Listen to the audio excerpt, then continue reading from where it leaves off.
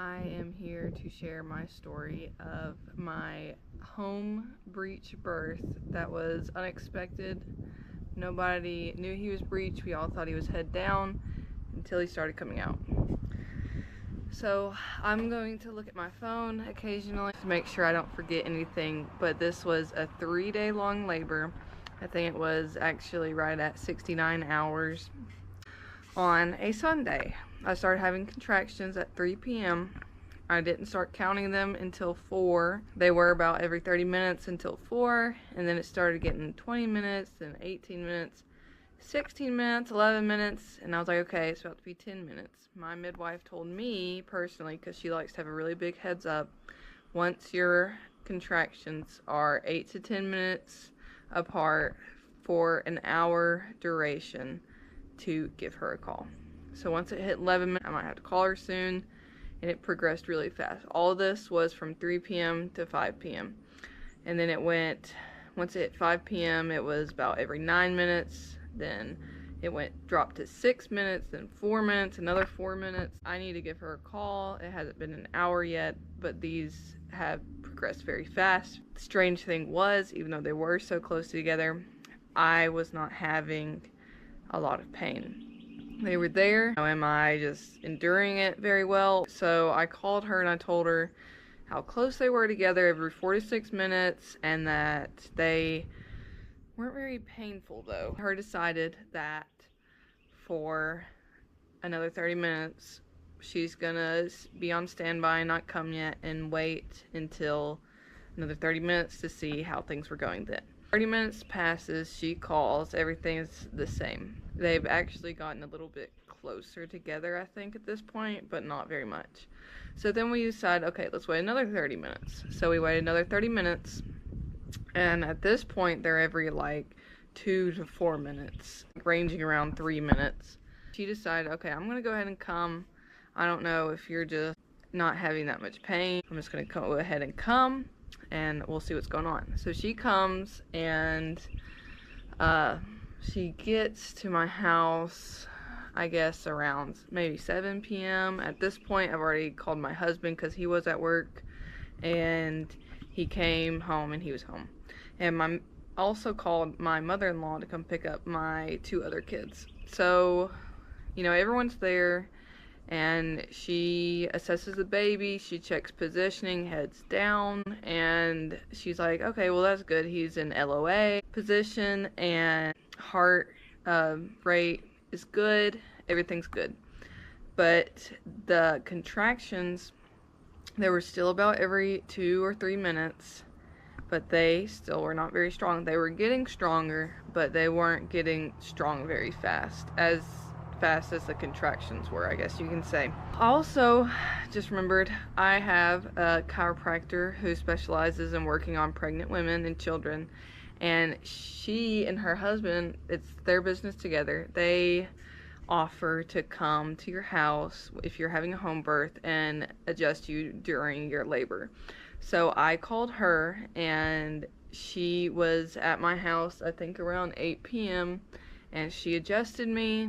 And then a few minutes later, she went to adjust me again to see how far off I was off, and everything was out of place again, as if you were in very active to like transitional, she said near the end labor, so I guess getting in transition, getting close to pushing out the baby. She was like, your body keeps going off very fast, and about to push the baby out. We were like, okay, so my body's showing signs that it's near the end. I'm having contractions as if it's near the end, as in how close together they are, but the strength in the contractions isn't there. So she stayed for about 2 hours and adjusted me every now and then, and every single time, wow, your body's really off, you must be near the end. Which of course she's not like promising me, you know, you're about to push the baby out. But anyway, she ended up leaving around 10 p.m. She would have stayed longer, but I told her, you know, just go ahead and go.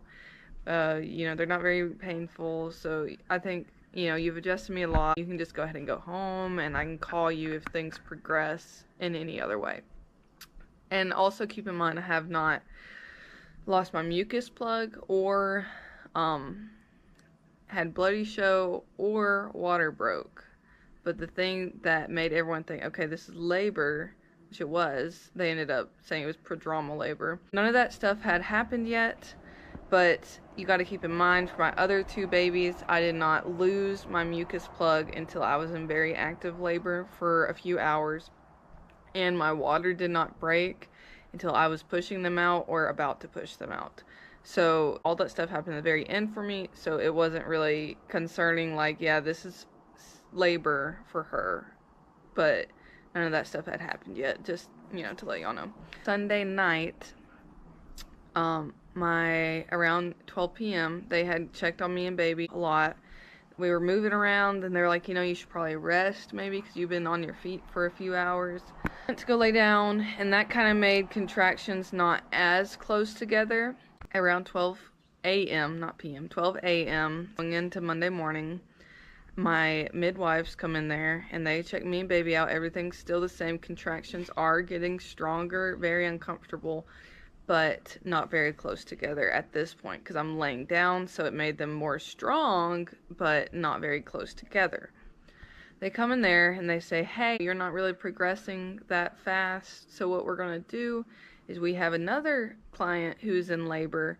We're going to go check on her because she seems to be progressing faster than you. Okay, you know, that, you know, a little stress coming on, and I said, well, how far away will you be? And they said, an hour and 45 minutes. And, you know, I'm like, what? So I think that emotions, because emotions really do play a part in my labors at least, that stalled my labor. Because I was like, oh, what?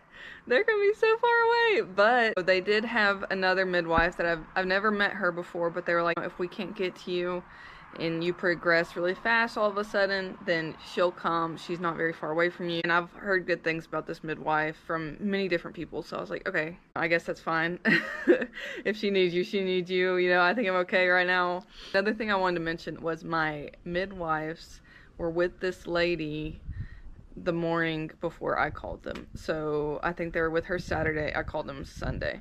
So Saturday, I think night, they were with her. They stayed all night at her house, and she didn't progress. So they ended up coming back, driving an hour 45 minutes closer to me, and then I called them after they've been home for a few hours. And so they come to my house, and now they're like, okay, we got to go back to her house. They go back to her house, and my labor stalls. I'm still getting contraction, but it's not close together at all. Next morning is a Monday, and I go to my chiropractor's office because I'm not in like active labor right now because my labor stalled because of my emotions. So I go to her office, go there for her to adjust me. So she adjusts me, and she recommends me to get a TENS unit maybe to see if it can help, because I was having a lot of back pain. And she told me, like, you need to rest and reset, or rest and digest is what I think she said. Your body needs to get into a certain mode to help your labor progress or something. So that entire day I went to my friend's house, and I got in her fancy massage chair, and I sat in there for hours. Like, I think I was in there for 3 to 4 hours, and I was planning on being there for 1 hour. And then I came home, and I took an Epsom salt bath, and just tried to relax and just try to calm down, because my muscles were very tense, which is what my chiropractor was saying. Like, you're very tense, you're very stressed. I hold all my stress on my back pretty much. She was like, you need to go rest and you need to relax. That evening, it was like, okay, I guess we need to go pick up our kids, because, you know, my labor's not progressing, so let's go pick up our kids around dinner time. So my husband went to go pick up our kids, and I decided to stay home and do some exercises on the exercise ball.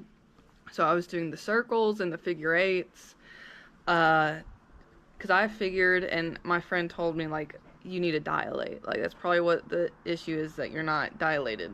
So I did all of that, and then a few minutes after I did that, I think I was on that exercise ball for 30 or 40 minutes. I was on there for a while, and once I was done, I had some bloody show. Okay, you know, it's helping me dilate. My midwife know, and she was like, okay, we're here with this other lady, but we'll mark that or take a note of that, and you let us know if anything else happens. Had that slight bloody show. We ate dinner. I was not very hungry at all. I felt like I couldn't hardly stomach anything.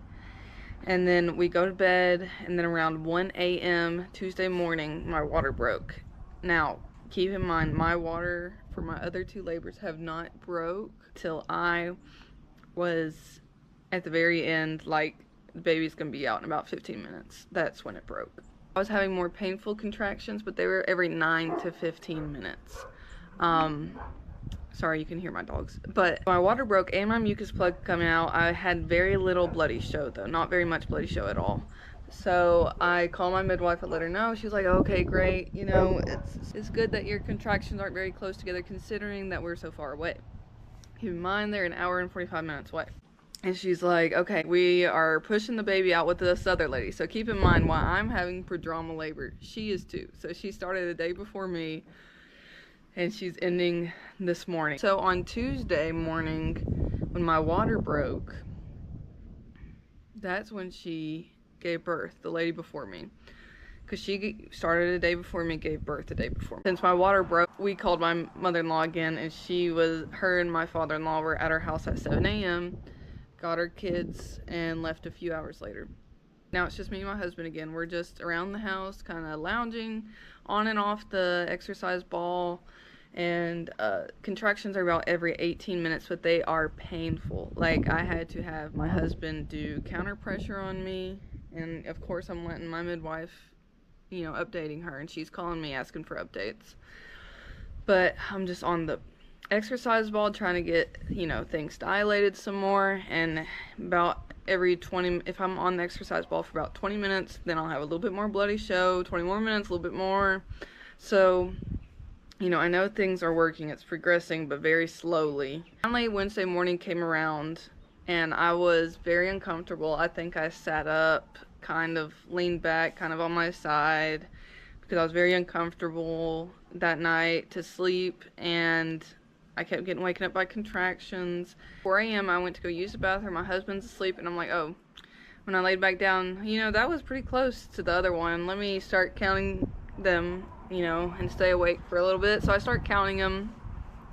And at this point, they're at the every 5 to 7 minutes, which is when my midwife was like, okay, call us again when they're every 5 to 7 minutes. So I did. I called her because it was like that for about an hour. I called her at 5 a.m., woke my husband up. Hey, you know, I think I'm actually progressing. I'm calling the midwife again. He's like, okay, good. So the midwife, we get up, start getting ready. Midwives got here around 7 a.m. You know, they got rest, I got rest, and then 7 a.m. they're back at my house. And the thing that I wanted to mention before I forget is that I gave birth the day before a super full moon. So on the way here, my midwife was like, you know, God controls the waters of the womb. So he was getting it going for me, and he had it come right at the right time. So we all had rest, and we're, you know, feeling pretty good. So once they get here, I think an hour before they got here, my contractions were every 2-3 minutes, and they were very painful. I had to have my husband do counter pressure. I was starting to vocalize a little bit, not too much, but a little bit of, you know, uncomfort. So around 5 a.m. when I called the midwife, I was like, maybe I should call the chiropractor. Then I was like, no, I don't think this is going to last much longer. So I didn't call her. And then a few hours later, I was like, oh man, I think I really need her to adjust me, but I couldn't get a hold of her. So we were like, you know what, it's probably not that much longer, so we're just not going to call her. Well, around 9:30 came, and I started feeling the urge to push, which I do near the end of transition. And my midwives were like, maybe we should do a cervical exam to make sure you should be pushing. So they did, and they were like, oh, you're 7 centimeters, so you don't need to be pushing. And keep in mind, this was terrible pelvic. It's terrible. It's terrible. It's lasting hours. So they did the cervical exam, and they were like, I can feel his head, and you're 7 centimeters, but you need to stop pushing, or else, you know, it might make his head swollen a little bit. So I stopped pushing, and I felt defeated, which made my labor stall a little bit. Like I said, my emotions impact my labors. So I laid down also, so I was standing up during transition. Once I laid down, that made them start coming not very close together. But, you know, we're in active labor. I'm 7 centimeters, so the fact that I changed position, No, they are not Braxton Hicks. I was at 9:30 and then laid down for a while, and then I was like, this pelvic pain's terrible. My midwife came in there and she was like, let me help you try to endure this pelvic pain. So I got on the exercise ball. That helped for a while, but then it started getting worse. So then I tried forward leaning inversion, which, by the way, I did that so much during my pregnancy, the forward leaning inversion. I did a lot of things to try to make sure that the baby was going to be in the right position, just so y'all know. But I did that to try to help with pelvic pain, and it just felt terrible when I was contracting to be in that position. After that, she came in there and she was like, look, it's been a pretty long time since your water broke. If we don't get this thing going, she was very nice. This is my version of it. But she was like, we kind of need to get this thing going so that we don't have to transport you to the hospital because of how long it's been since your water has broken. So she was like, when you're up, it comes closer, so you might want to try to get up again in a few minutes. You know, regain your energy, eat something, drink something, get up, and we'll see if we can get this to go faster so we don't have to transport you. I'm sorry, I have to keep fixing my hair. But I get up and I'm walking around my deck outside, and it's a very big deck, so we were walking around it. Me and my husband, and I kept having contractions. They were coming close again because I was standing up like every 2 or so minutes. He kept having to do counter pressure, and then we came inside, and I was like, look, can you make sure he's doing this counter pressure right? Because I feel like this is terrible pain to me. Is there any way that he could do it differently to help more? So she showed him, and that helped so much more. And whenever we were in the dining room at this point, which is connected to my kitchen, and she was showing him this, and I was like, can I have some coffee? And they were like, yeah, you can have some coffee. So I drank some coffee, and, you know, I was standing up, and they just kept coming. He kept doing this new counter pressure technique that I haven't been shown. It was like a combo of your typical counter pressure moves, but she did a few extra steps, which really helped. And he was really helping me a lot. I was very thankful for my husband. So they're coming. I was already trying to get in a better mood. I was in pain. This had been going on for so many hours. Probably around 11:30 is whenever she's showing him this new counter pressure. I'm drinking some coffee. And then I have a few more contractions. I walk into the living room. I sit on the couch during a contraction that was terribly painful, so I got up right when it was done. And then I walked to the bookshelf, put my coffee down, had another contraction. Keep in mind, my husband's helping me all throughout this with counter pressure and a bunch of other stuff. And then I look at him, I said, I think I feel the need to poop, which, if you know, you know. Whenever you're about to push out a baby, you feel like you gotta poop. This might be actual needing to use the bathroom, or this might be what my midwife was telling me to let her know. I had a contraction very close, and I yelled my midwife's name, and I was like, I need to poop, because I knew it was that kind. So then we're all just like, ah! And then we go to the bedroom, because that's where I wanted to give birth. And I'm like waddling through my contraction over there, and you know, I start taking off my pants, and another contraction, so I can't take off my diaper, because I was wearing a diaper because I kept losing a lot of amniotic fluid. I was like, oh, I can't take it off because I gotta endure this other contraction. I was like, oh, and then we took it off, and then I think I had one more contraction. I was like, I'm gonna go use the bathroom after that contraction stopped. They're like, okay. So my husband goes with me to the bathroom, and I sit down, and as soon as I sat down, the contraction just bam. And I was like, it was terrible. So I yelled my midwife's name. I was like, ah! And I yelled her name, and she jumped in there so fast, and she was like, I'm here. And she starts looking to make sure there's not a baby coming out into the toilet. And then after, I think, one more contraction, I was like, okay, we need to move. I'm not about to have a toilet baby. So I waddled to the bathroom countertop, and I start pushing. And so I only pushed for about 15 minutes. Once I got to the countertop, I think I had 1 or 2 contractions, and then I started pushing. My husband's behind my midwife, who's behind me, because I'm standing up, leaning on the counter to give birth. And, you know, the other midwife team, they're right at the bathroom door, ready to hand stuff, ready to, grab the baby if they need to.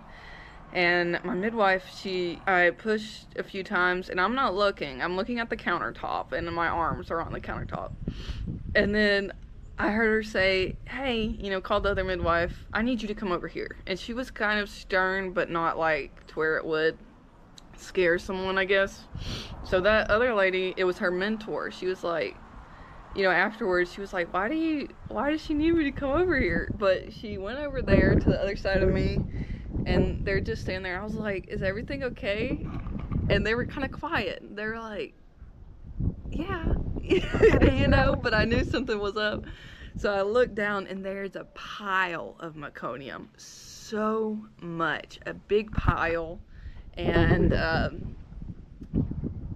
I'm about to, what I think is I'm about to push the head out. But after I see that pile of meconium, I'm like, uh-oh.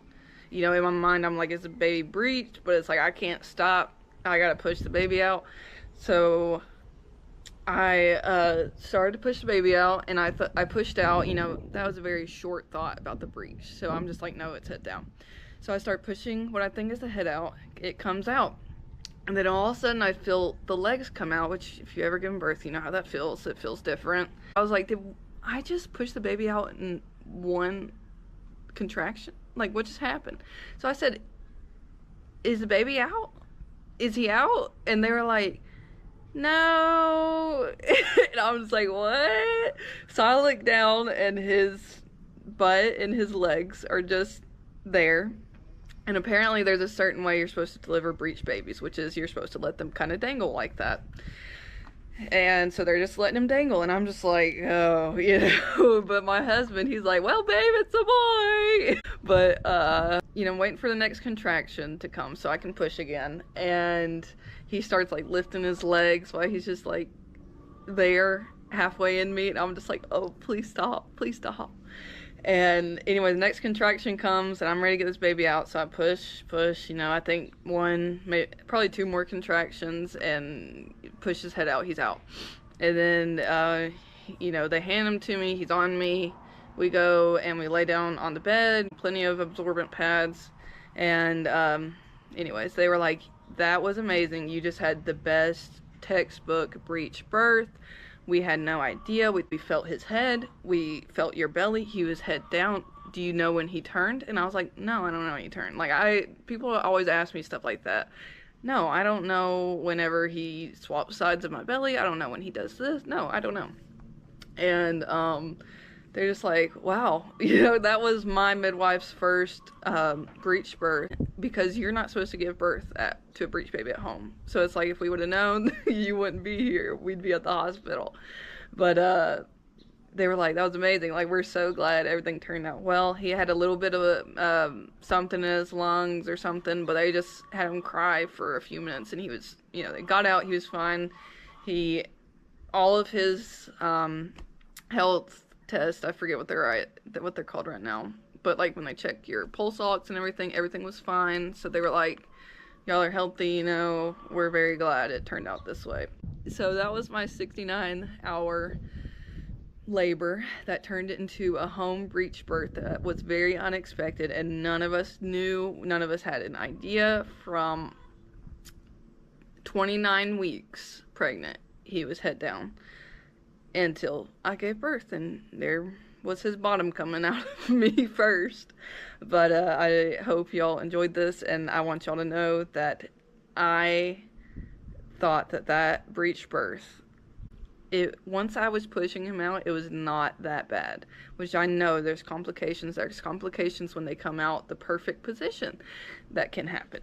But I am so glad, and glory to God, that he came out to be very healthy, happy baby, and that it wasn't as bad as I thought. I only had a few scratches, which would be considered like first-degree tearing or something, which was a miracle, because my baby before that almost had to have reconstructive surgery. I tore so bad.